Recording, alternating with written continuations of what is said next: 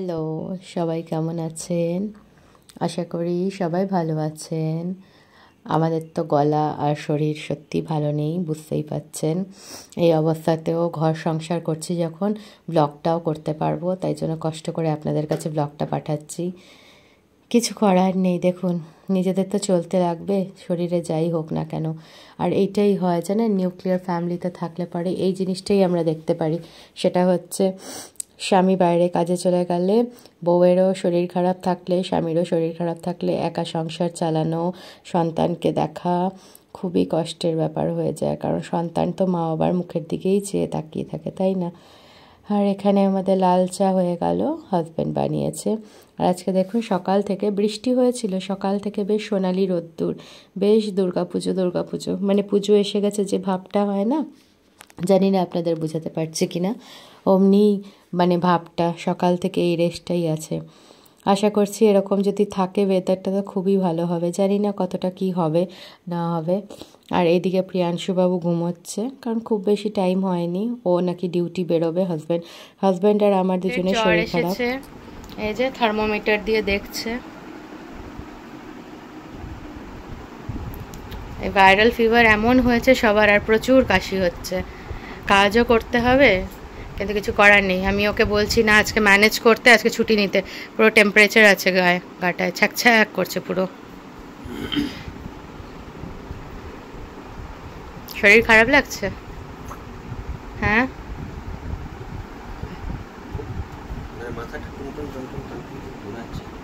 না এমনি করে কাজ করা যাবে না, এমনি করে। বাবু বসো, তোমাকে আমি দিচ্ছি। রাতে দেখতেই পাচ্ছেন জলটা মানে জ্বরটা এসেছে, ভালো করেই বুঝতে পারছেন। হাজব্যান্ডের জ্বর এসেছে, কাল রাত থেকে আমারও শুকনো কাশি হচ্ছে। হাজব্যান্ডের তো কাশি হঠাৎ করে, ওরও কাশি শুরু হলো, ও কফ সিরাপ খেলো। আমি মাঝরাত্রে উঠে একটু আদা ছিলে নুন দিয়ে আদা মুখে দিয়ে শুয়েছিলাম, তো অনেক রাত্রে ঘুমাতে পেরেছি, বা মাঝে মাঝে কাশি হচ্ছে। আমি বললাম আজকে যেমন করে হোক কাজে যেতে হবে না, গায়ে টেম্পারেচার এখন প্রচুর জ্বর, আর সেই মুহূর্তে বলছে না বেরোতে হবে। আমি এমনি করলে হবে না, শরীরটা খারাপ হবে, বেরিও না, দেখা যাক কি করা যায়। আর তার মধ্যে নিচে ও তালাগুলো খুলতে গিয়ে বলছে আমার মাথাটা খুব ঘুরাচ্ছে, দেখো না গো, আর গাটা ভেতর থেকে পুরো আমার ছ্যাক করছে। তখন গিয়ে টেম্পারেচার দেখলাম, তো জ্বর পুরো ভালো আসছে। বুঝতে পারছি না কি হবে না হবে, সত্যি মানে একটু ভালো লাগছে না। যাই হোক, আপনাদের আপডেট দিলাম। প্রিয়াংশু সকাল থেকে উঠে ওকে ও ছাতু খাবে বললো, দিয়ে দিয়েছি। আর এই যে নিজেই পড়তে বসে গেছে, কালারিং করবে, পড়বে। হাজব্যান্ডের জ্বর মেপে নিয়েছে, ও বললো ছাতু খাবে, ওর ছাতুটা রেডি করে আনি। না খাবার না।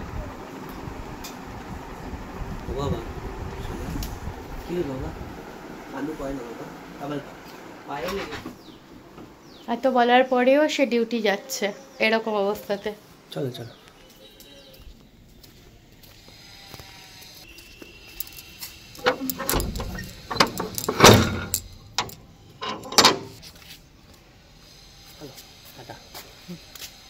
মুখটা পুরো কেমন লাগছে, এই দেখুন।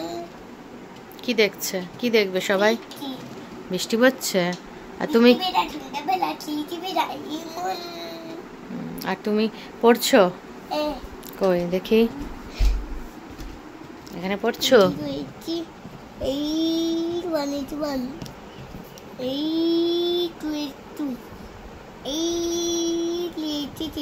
Very good. প্রিয়াংশু এখানে জল ভরছে, এই দেখুন জল ভরে দিচ্ছে। শরীরটা আমারও এখন খারাপ লাগছে, আমারও জ্বর লাগছে। আমিও ওষুধ খেলাম, ওষুধ খেয়ে কী করবো, খেতে তো হবে, রান্না করতে হবে, অত বেরিয়ে গেল দেখলেন। তা প্রিয়াংশুকে বললাম আলু সিদ্ধ ভাত করছি বাবাই, খেয়ে নেবো ঘি দিয়ে। বললো ঠিক আছে, ওই করব। আমারও ভালো লাগছে না, আলু সিদ্ধ ভাত করি। চলুন আপনারা দেখুন। আর এখানে সিঙ্কে দেখুন বাসন রাখা আছে, বাসনগুলো ধুতে হবে। আর এখানে ধোয়া বাসন আছে, এগুলো সব উঠাতে হবে, গুছাতে হবে। কোনো কাজ করিনি সকাল থেকে, ভালোই লাগছে না শরীরটা। সাথে থাকুন, দেখতে থাকুন। প্রিয়াংশু আমাকে জল ভরে দিচ্ছে, আমি ভালো লাগছে না শরীরটা, তাই জন্য। কি হলো, ঢাকা দিয়েছো কেন? বেশি ভরেছো? এতটা কেন ভরেছো? দাও আমি একটুখানি কমিয়ে নিই, আঙ্গুল দেয় না, দাও আস্তে করে।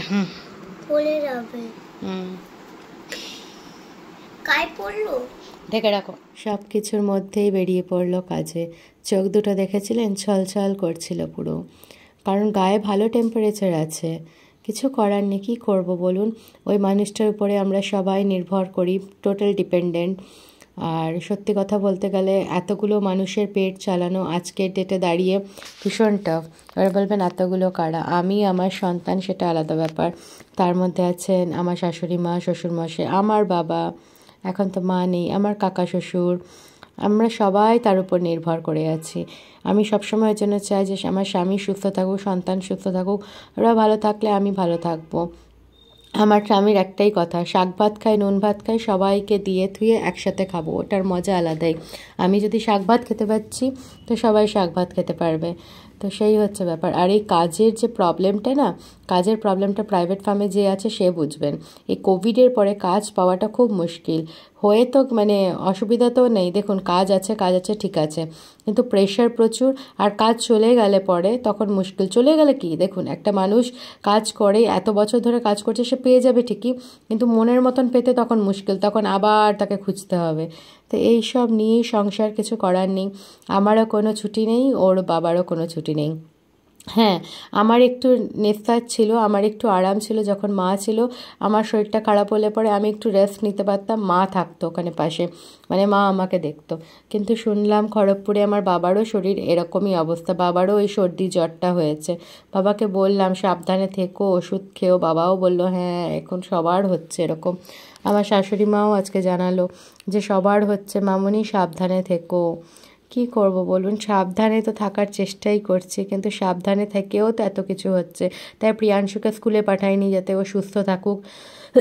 আমি জানি প্রিয়াংশু যদি ঠিকও থাকে, কিন্তু অন্য বাচ্চার যদি আসে প্রিয়াংশুর থেকে, বা প্রিয়াংশুর এখন তো ইমিউনিটিটা লো আছে, যদি অন্য বাচ্চার থেকে ওর শরীরটা আরও খারাপ হয়, ওই জন্য স্কুলে পাঠাইনি। থাক 2 দিন রেস্ট নিই, ওষুধ খাক, তারপরে স্কুলে যাবে। এমনও কিছু হয়ে যাচ্ছে না যেটার জন্য ওকে যেতেই হবে এই মুহূর্তে, ছোট ক্লাস, তাই জন্য একটু কামাই করানো, তাও যাচ্ছে।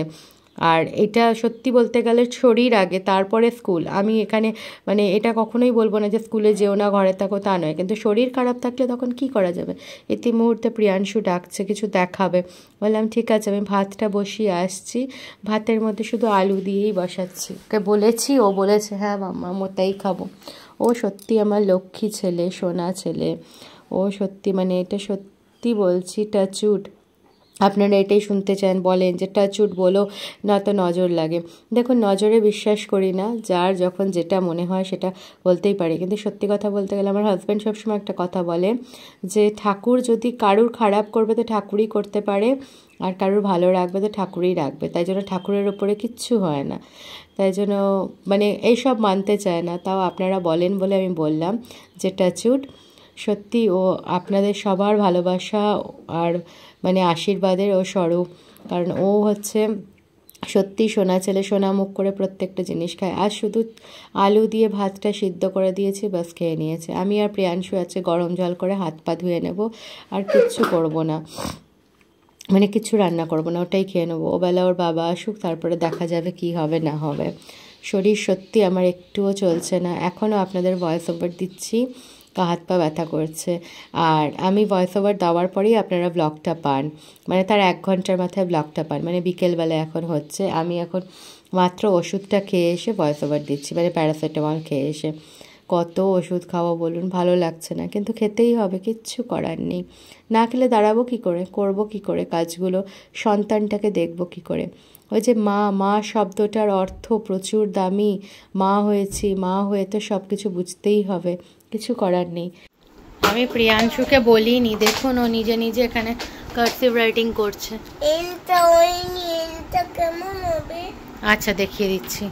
আমি কি এগুলো বলেছি তোমাকে করতে? এই যে সবাইকে বলে দাও, আমি কি বলেছি তোমাকে করতে? নিজে নিজে করছো? ভাল লাগছে করতে? আচ্ছা আমি দেখাচ্ছি, চলুন আপনাদের ওয়েদারটা দেখাচ্ছি। দেখুন অঝরে বৃষ্টি পড়েই যাচ্ছে, ভালো করে বোঝাতে হয়তো পাচ্ছি না, দেখুন ভালো করে গাছগুলোর ওখানে অঝরে বৃষ্টি পড়ে যাচ্ছে। এর মধ্যে ওর বাবাকে কাজ করেই যেতে হচ্ছে, কি করবে বলুন। কাজ না করলে খাবো কি করে, থাকবো কি করে, বুঝতেই পাচ্ছেন। নিজের ঘর বাড়ি ছেড়ে দূরে আছি শুধু কাজের তাড়নায়, যে কাজটা করছে যেখানে থাকি সেখানের সব কিছু, মানে একটা মানুষের কাঁধে না আমরা সবাই, আমি, আমার সন্তান, সব মিলে পরিবারের প্রত্যেকটি মানুষ ওই মানুষটার মুখের দিকে চেয়ে, তো ওই মানুষটা কাজটা বন্ধ করতে পারে না, বলছে কাজ বন্ধ করলে খাবো কি করে। আর এই কোভিডের পরে আমি দেখেছি কাজ একবার যদি হাতছাড়া হয় আরেকটা কাজ পেতে খুব মুশকিল হয়ে যায়। যাই হোক, অনেক তো গল্প হলো, আর এটা সত্য কথা, কোনো মিথ্যা আপনাদের বলছি না, আপনারা তো দেখলেনই। আর আমার ব্লগে সবসময় বলি আমি সত্যিটাই প্রকাশ করতে পছন্দ করি, সত্যিটাই দেখাই, কোনো মিথ্যা আভরণ দেওয়া থাকে না আমার ব্লগে। যেমন আমি সাজতে পারি না, তাই সাজাগোজা দেখবেন না আমাকে, সবসময় একটা সিঁদুরের টিপ আর সিঁদুর পরাটাই দেখবেন। খুব কম সময় হয়তো দেখেছেন আমি লিপস্টিক লাগাই, তো এটাই হচ্ছে ব্যাপার। আমরা সাদামাটা মানুষ অমনিভাবেই থাকি, ছেলেকে অমনিভাবেই রাখি।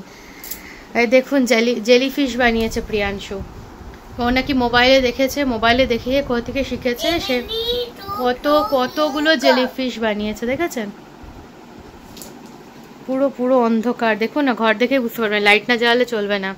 আর এই জামা কাপড় শুকোচ্ছে, নিয়েছি, এই হচ্ছে ব্যাপার। এবারে প্রিয়াংশুকে খাইয়ে দিই, আস্তে আস্তে খাবে বেটা, গরম আছে, একটু একটু করে। আজকে ব্লগটা আমাদের এই পর্যন্তই থাক, কালকে আবার আসবো, শরীরটা একটু ঠিক হোক, তাই না?